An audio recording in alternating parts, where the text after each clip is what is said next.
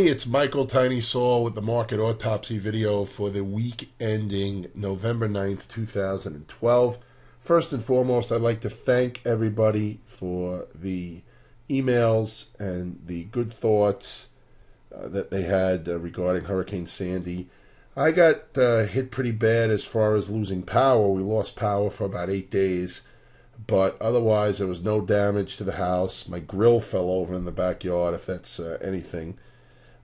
We got to stay at my in-laws, who got power back after only a couple of days, so that was good. But, a lot of people just got completely, destroyed by this. I know a lot of people who got hit really, really hard by it. And, some people lost their homes, some people lost all their possessions, cars, etc. So, my thoughts and prayers go out to them. The stories I'm hearing just terrible. I'm originally from Staten Island, and a lot of that, it's not really a town, right? It's a borough. But a lot of that borough was just hit, devastation. Also up in parts of Queens and parts of Long Island, and just the Jersey Shore, of course. That's why I live in Jersey, but in the center of the state. So it's just terrible, and I wish Godspeed to them and helping to recover as soon as possible. So anyway, let's take a look at the market now. Coming up this week with economic reports. First of all, it's options expiration week. That's first of all. Let's look at what reports are due out on Monday. The Eurogroup meetings, it's a bank holiday on Monday. Probably be light volume. It is. Veterans Day is actually Sunday, the 11th, but the 12th is being observed as Veterans Day. And I just every year I say the same thing. I think it's completely ridiculous that the market is open on Veterans Day. I just do not understand this. But the banks are closed, so like I said, that'll lead to light volume. And also a lot of people don't come in out of respect for Veterans Day. So it's just ridiculous that they don't make Veterans Day a stock market holiday. I also think it's ridiculous that 9/11 isn't a national holiday, but I digress. All right.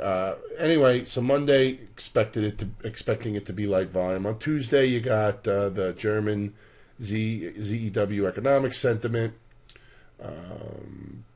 federal budget balance, core retail sales PPI on Wednesday, FOMC meeting minutes. Thursday, you have the core CPI unemployment claims in the morning. Philly Fed at 10. Bernanke speaking at 1:20. You can see it's a red, so that could move us. And then on Friday, you got a couple of pre-market releases, and then you got 3:45 Lockhart speaking. I don't know why 3:45 in the afternoon, but hey, whatever. All right, so let's take a look at the market. I'm going to keep going with the ETFs because I got really good, a lot of thank goodness emails, because most people like to use the ETFs to look at the market, and there's nothing wrong with it. It's not going to differ that much from the cash index. As a matter of fact, there's an advantage because like the SPX, the cash S&P 500 index, doesn't really show gaps. Occasionally they will, but not all the time, and you could see them in the SPY. So anyway, let's take a look at the SPY here. We have a momentum divergence here. The stochastic's making a higher low. We did close below the 200-day, but we are at the 50% retracement of the rally from the June lows. So we got two pieces of support. We have the divergence here. Don't like the way we traded Friday, where we gapped down and rallied and couldn't hold it. That's not really that, despite some know-nothing super gurus saying that we were going to squeeze into the close and then not admitting how wrong they were. But anyway, this is not such a great-looking candle. That being said, I do believe that we are set to get a nice bounce here. Option expiration has a bullish tendency. We are stretched here. We are at support. Do we have to go straight up from here? No, absolutely not. But I am going to be focusing in on this area here and the beginning of the week to see if we can get an intraday pattern that leads to some sort of bounce. We have short-term moving averages headed down. Still, the 50 is more flat than anything. You see the 200s flattening out. These are going to be potential resistance right here. And then, of course, you have a gap on the SPY, 142.13, also that has to be respected if we can get above the 20 EMA. The Qs are stretched the most from the 200-day. So, again, they had a similar pattern. I mean, they didn't get over the 200-day, but they tried to rally on Friday, and then they sold off. So this isn't, this isn't that good. So what we could possibly watch for is the Dow and the S&P and even the IWM, right, the Russell, which is not stretched as far, to maybe get back over the 200-day. And we really want to see what the Qs do, what the NASDAQ 100 does. All right, does it come up and get back to the 200-day and fail? Does it also get above the 200-day? Definitely something to pay attention to here, because I think we're going to learn a lot from this next bounce. And I don't think we're going straight down. I think we're going to get a bounce. Okay, so I don't know if it happens this week. I mean, I think there's a good chance we do. But, we're going to get a bounce in here, and we really have to measure that and see, how it's acting. All right, so that's what I'm looking at as far as major indexes go. Oversold here. We're at a key support point, 2 key support points at the S&P. Let's see if we can get a bounce from here. Let's see how far that bounce can go. See if we get above the 200-day. Let's see if the other indexes can also, maybe the NASDAQ, like I said, just gets back to its 200-day. Let's see what sets up here on the short term. Here is the SMH. This is the semiconductors. All right, you can see here we came up and showing some okay relative strength, but still below the moving averages here. So I want to see what happens here. Do we get a bounce? Do we get going on the upside here, or does this fall out of bed from here? All right, that's the SMH, the semiconductors. Look at a couple of stocks. Clat Tanker, again, not at the lows, so not, horrible to the downside here, but not acting great either. Here's Broadcom, a little stretched here, moving here to the downside, see what it does.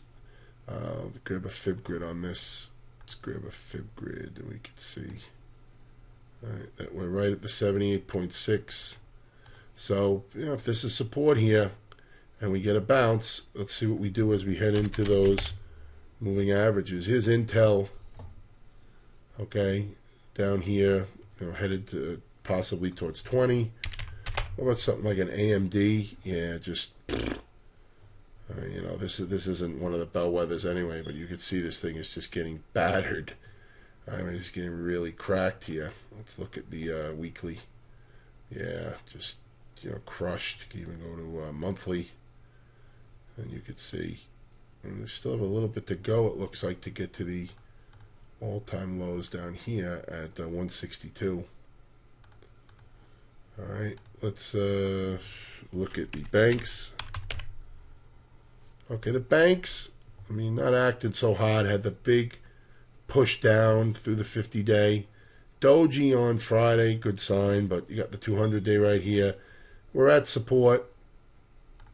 Okay. Let's see. Boy, what are we doing here? Okay. Tell them. Getting reused to this e-signal thing here. All right, so there we go. So we're at support right here. See if it holds. It's Bank of America. Still acting okay. I was looking for Bank of America to come up to a new high. It did. Okay, it didn't come to a new high on the year yet, but it did come out of a new high out of this little pullback. It's below the short-term moving averages, but the moving averages are pointing to the upside. We're still above the 50-day. This could definitely be one to watch for relative strength. Here's JP Morgan under the 50-day. Watch the 200-day moving average. Citigroup, see if it holds its 50-day moving average. Northern Trust, watch the 200-day moving average. Broker dealers, yeah, not so hot. The 200-day was all she wrote back in September, and now you could see that waiting to see if they're going to fall out of here or not. Don't know if they will.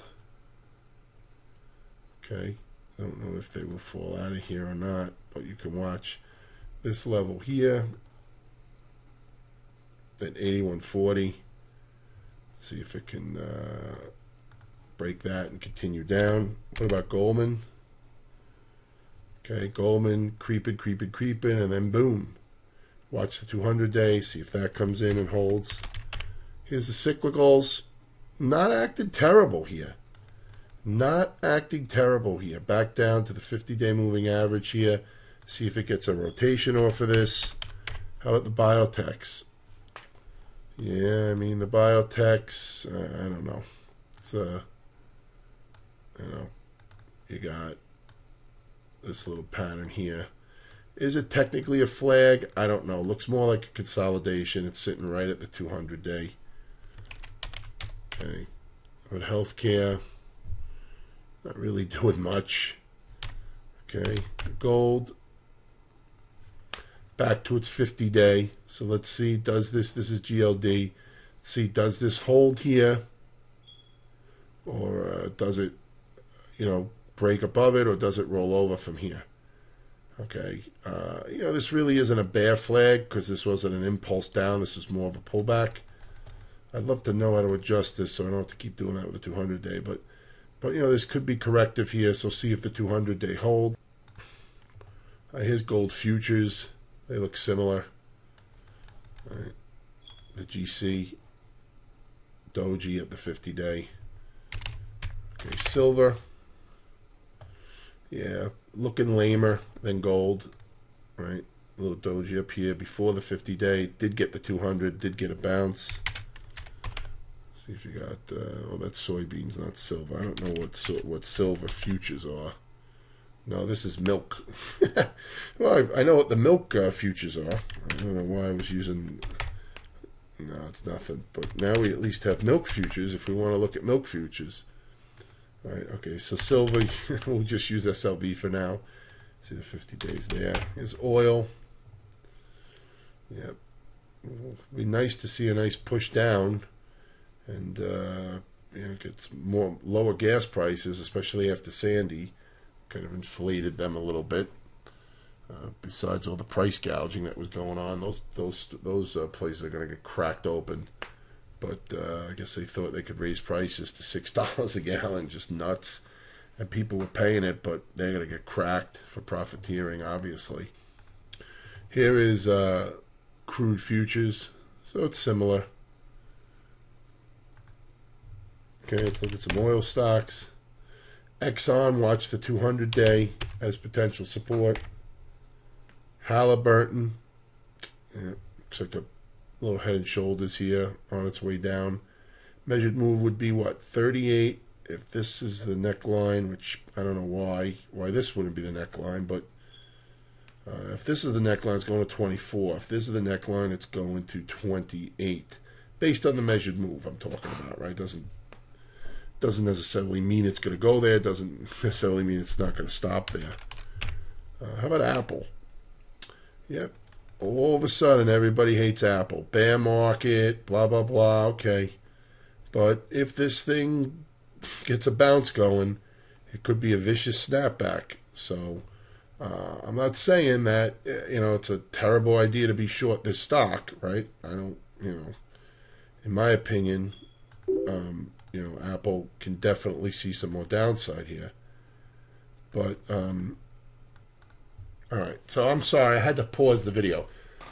What I said here is, I'm not saying that, don't short this or, be careful not to be short. All I'm saying is that this could get a wicked bounce back here. We're below the 200-day, so I cannot get biased to the upside when we're below the 200-day. That's not what my trading plan says. But that also doesn't mean that I'm just going to ignore this and I'm just going to say, oh, it's just going to go straight down from 700 back to 100. Maybe it will. But I think in between, there's going to be at least one wicked short squeeze type push. So, just watch it. You got support coming up. We'd like to see maybe it tests it or breaks it. Everybody's like, oh no, it loses the May lows. That's it. And then maybe from there, it could bring in some responsive buying. Amazon, acting better, But watch the 200-day. Google. Watch the 200-day. Baidu. Still trying to creep down, see if it'll test this. The Fibonacci retracement says it will test the low of that hammer. So something to keep your eye on there. What about CMG? Yeah, CMG. This looks corrective here. So this looks like it may want to retest those lows. Priceline.com. Yeah, kind of too choppy here to really get a good feel for. Research in motion. It's the anti-market, right? It's going up when the market correcting. But, watch this. Maybe it can get up to the 200-day, but I still think it has its work cut out for it so far. It's coming into resistance here at this gap. Let me grab my pointer. Right, at this gap here, it's coming into resistance almost to the tick up there. Right, you got 917 moved down to a point. It's better than 10%. All right, let's. What am I looking for? Potash. Yeah, just falling away here. Las Vegas Sands. Not. Could be a small little double bottom here, but I'm not really doing much just yet. How about Wynn Resorts? Got a support at 105.21. Edwards Life Sciences, EW. This looks like it is in a bearish pattern here.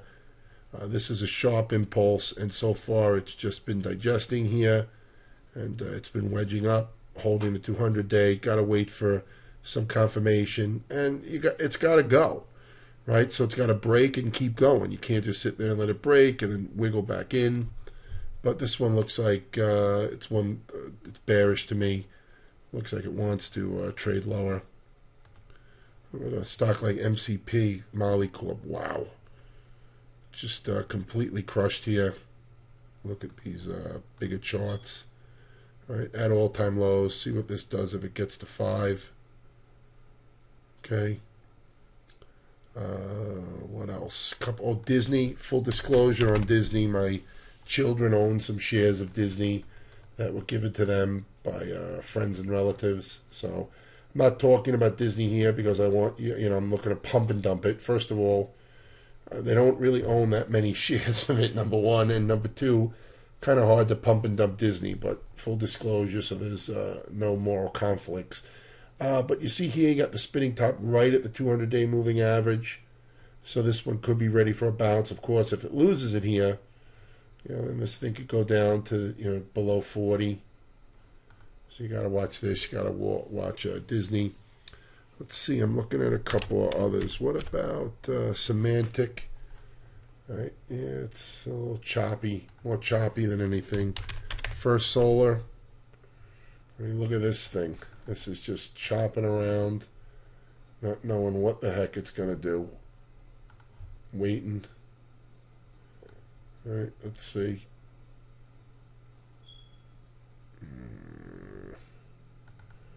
Okay, there you go. A little pattern here. Nothing to really get our hooks in though, but something to watch. See if it decides to wake up. How about ISRG? Little wake up in volatility a couple of weeks back. Watch the 200-day moving average here. Just looking at my list. IBM, there's one. Yep, IBM came up, kissed the 200 goodbye. Let's run a fib grid here. Right at key support. So a couple of stocks we pointed out right at key support here. The SPY, of course, also at key support. Let's see what we do this week. Let's see if the indexes can get a bounce here. We have the option expiration tendency. We're also oversold. We're also at key support. Let's see what happens from here. All right. I will talk to everybody again in the chat room. Please come in and check us out. We are still free. Probably going to be free for the rest of November as I'm getting back adjusted. We had a pretty nice day on Friday. and a couple of so-so days during the week. I think one of them was a real small day, and another one was I think not bad. I'm not keeping as good a records as I can as I should actually with the room, but that's because I was easing back into it. So Friday was really my first fully focused day, and I was still distracted for a couple of hours, but it's going to be the next week and the next few weeks. I'll be able to really focus in, and we're getting our newsletter up and ready. I was having great momentum with that until Sandy hits. I'll just use Hurricane Sandy as all the excuses, I guess. But no, really, I was on a real good momentum swing there, both in my trading and in getting the newsletter done. It just came to a grinding halt. So I'm gonna get back on track. I already started before I did this video, so we'll have that out for you guys to test out as well. And looking forward to with doing a market timing webinar in December. Myself and an unannounced guest, which I'll announce shortly. He's going to do it with me, and we've taught market timing web seminars together. He's a money manager, and really has a lot of experience in market timing, and I think it's really going to be worthwhile for you guys to check it out. Really help you with your decisions. So anyway, that's it. I will talk to everybody during the week via the email or in the live chat room. Have a great trading week. Feel free to contact me, tiny@stockmarkettrendsex.com, with any questions, comments, or criticisms. Talk to everybody soon.